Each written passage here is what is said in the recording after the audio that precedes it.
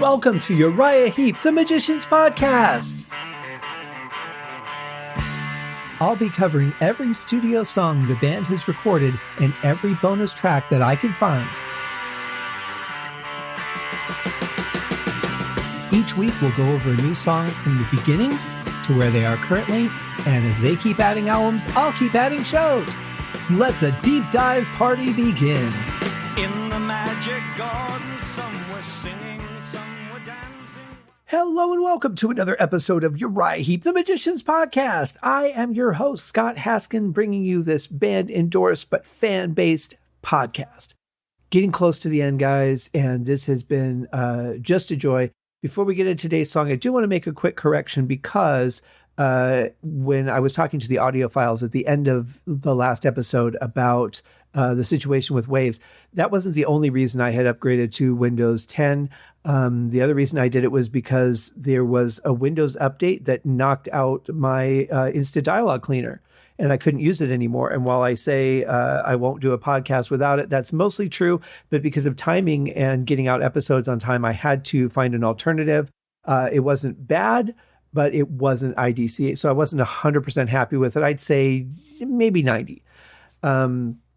So that was part of the reason that was actually the main thing that drove me. And then the Waves plugin was like a secondary.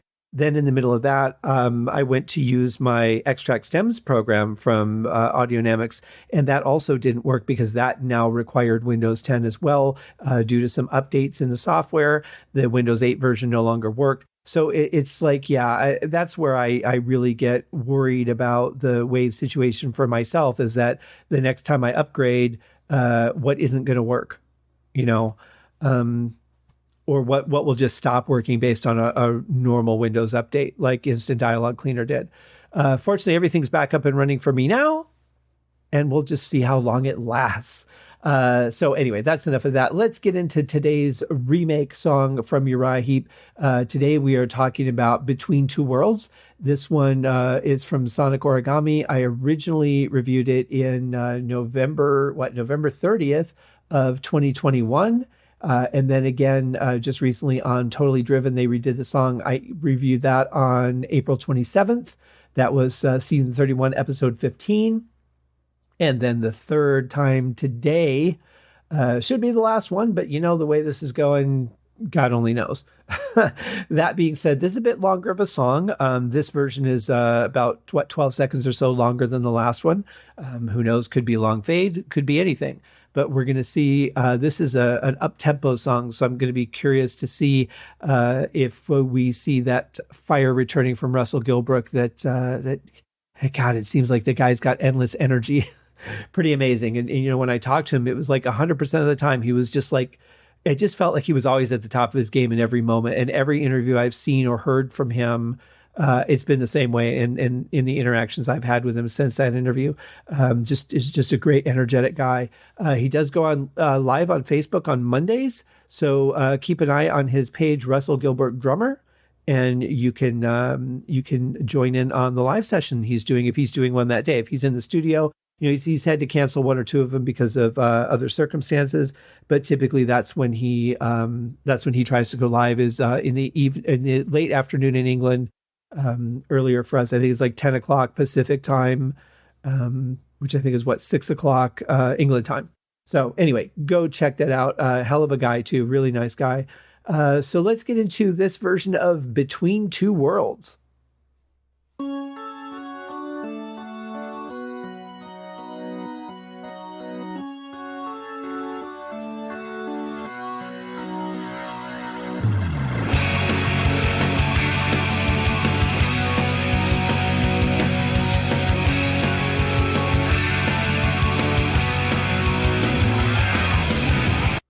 I like that organ intro without the sound effects that we heard on the Totally Driven version. I think it's much nicer, clean.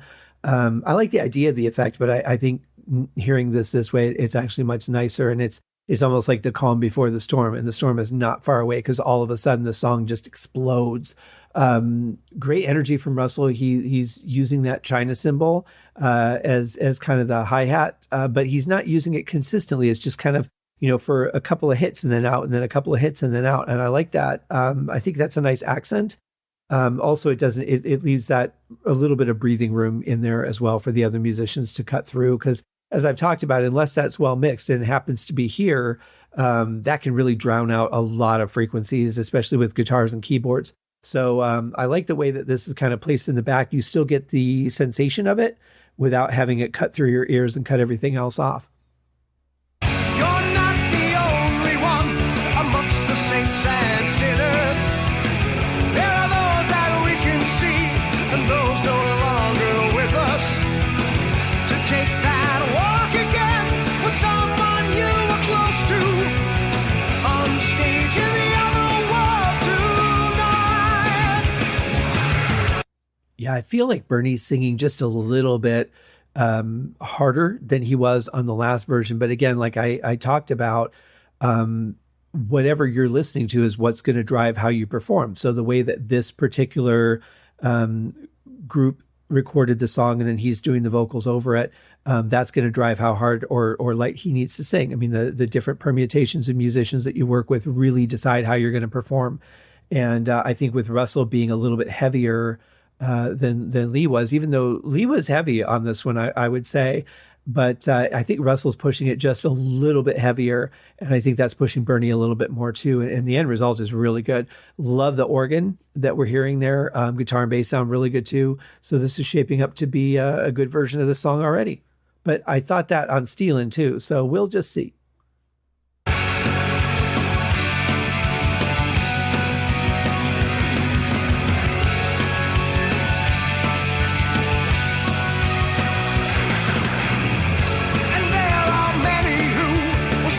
Speculation. We need to focus on the sleeping generation. The healing visions that extend beyond the pain. We'll take you there and back again.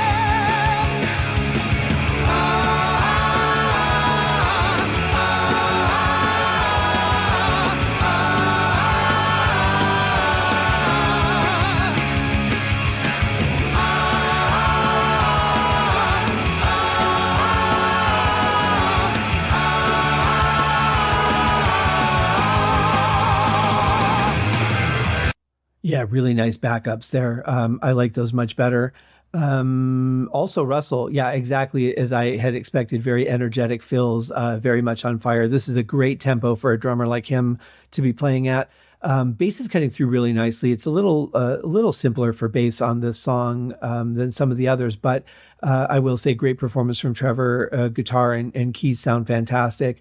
Yeah, I'm liking this.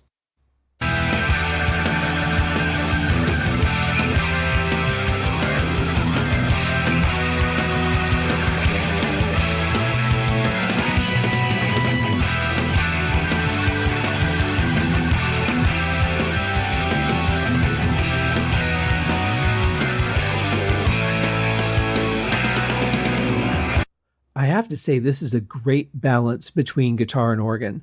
I would probably want just a little bit more drums in the mix. I think that would give the song just a touch more power. But I don't think it's lacking from power in any way, shape, or form.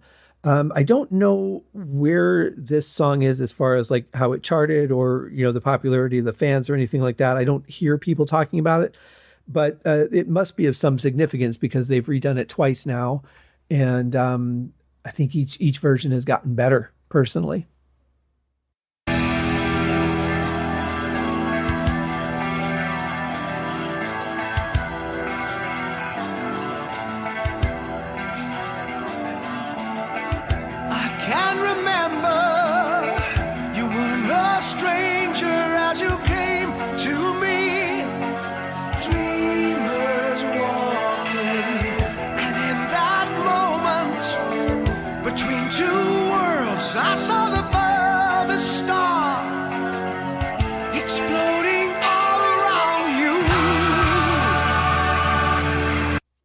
In a way, it's almost gothic, the way those backing vocals come in.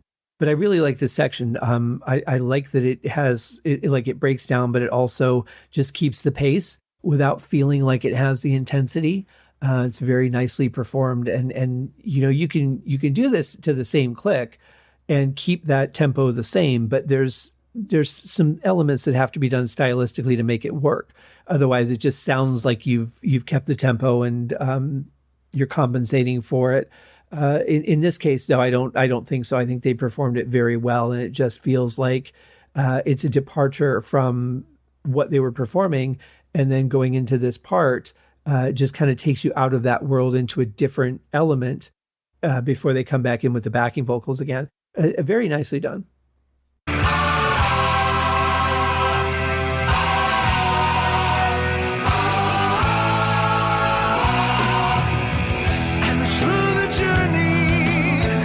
Spoke in silence and you made it clear. Walk in peace now. Then you touch me, revealing all upon your way. Inside the burning fountain of time. Of time.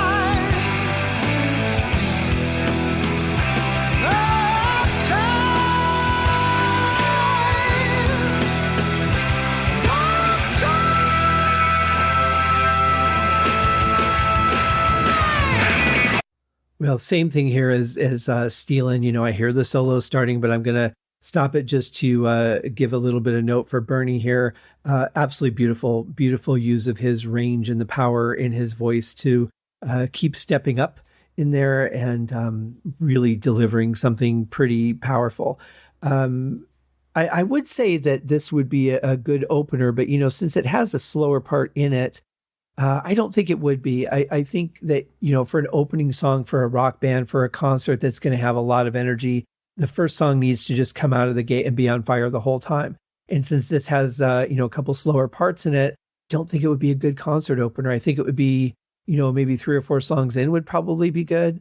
But yeah, you want your first song to just be just a fireball from start to finish.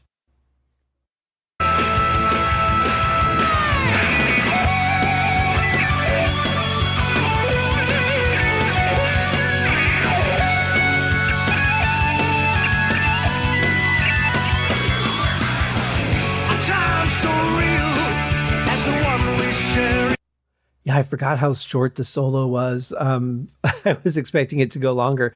Yeah, that's you know, that's the kind of solo you would need in a song like this. Just something that just is just blistering hot from the first note to the last.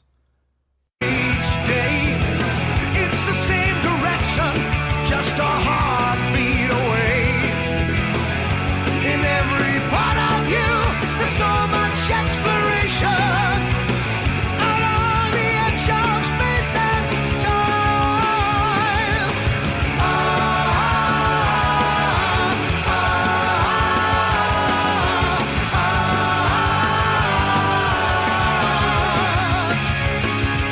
Maybe it's my imagination, or maybe it's that the backing music has gotten a little thicker and more intense, but it feels like this section of backups is even heavier or more intense than it was before.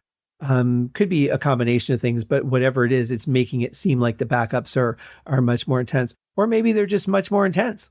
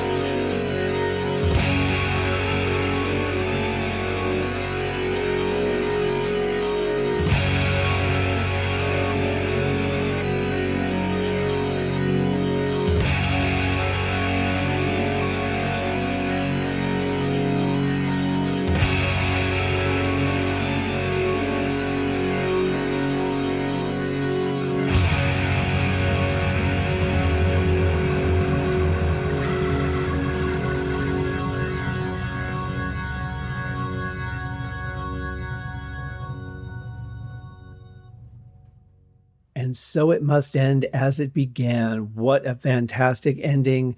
Love the return of the non-distorted organ and the way that played out with those drum accents and stuff. Killer second solo from Mick. He's so good at those extended solos too. I mean, he can just keep it going, and he knows where to hang on a note and let it breathe. He knows where to just play a blistering array of notes. It's always incredible to listen to him solo. Live, I would say, being in the presence of it and watching it happen in front of you is a pretty stunning moment. No matter how many songs he does it in that night, each one of them is very special. So yeah, a great version of this. One thing too that's a big change between Lee Kerslake and Russell Gilbrook is the ability to play double bass, because Lee was a single bass drummer. Now, single bass drummers have been able to bring in a second bass drum to the studio or, use a double pedal for a recording situation, but by trade, they're not double bass drummers. So it would be like an effect on one song, maybe two. But, with Russell, he is a double bass drummer. So that adds a level of power that a single kick drummer just can't reach. And there is a difference between using a double pedal and two different bass drums, because if you're using two different bass drums, each drum head gets the full force of the hit. Now, you could argue that one leg is going to be predominant and the second leg is going to hit a little weaker, and that's probably true to some extent. But if you are playing a double bass pedal, both beaters are hitting the same head, so you're losing some of the resonance of the individual strikes because you're striking it again and killing those frequencies. So it does make a difference to have somebody who is a double bass drummer versus a single bass drummer using a double kick pedal. But if they brought a second bass drum into the studio, then you would get the full impact of it. But they're not typically going to drag that around live. The only drummer I knew that did that was Ian Pace, so that they could perform the song Fireball, because he had played double bass on it. I think it was John Bonham's bass that he borrowed for the second bass drum. But they actually did cart another bass drum around and set it up and mic'd it and everything for when they did Fireball. But that's a pretty rare circumstance, So it is nice to have that trick you can pull out of the bag from time to time, whereas Lee didn't have that. And that's nothing against Lee. He just chose not to be a double bass drummer. He was so damn good on a single bass. Who could complain? So anyway, that is our show for today, guys. Between Two Worlds. I really like this version of it. I think it's very powerful. I think everybody really delivered. I think that was some great solo work from Mick. I love the double bass drum part towards the end there, which is why I brought that up. Really good stuff. I love the return to the organ at the end. Great. I'm really digging this album so far. So let us see, what is today? Today's Thursday, so we'll be back tomorrow for one more episode to finish out the week, and boy, is it a dandy song. We'll see if the version is as well. Cheers! Thank you for joining me on this episode of Uriah Heep, the Magician's Podcast. If you have enjoyed this show, please consider going over to Apple Podcasts or your favorite podcast outlet, leaving a rating or a review. Be sure to subscribe to make sure that you are notified when new episodes are available. Please be sure to share this podcast with your fellow Uriah Heep enthusiasts and anyone who you think would like Uriah Heep, which should be everyone. And if you are so inclined, please feel free to contribute to the Patreon account. And if you are not a Patreon subscriber, you can also pay through the PayPal link on the website listed in the show links below. I would also like to thank Uriah Heep for their very generous support of the show, and thank you guys for listening. We'll see you in the next episode. Happy days!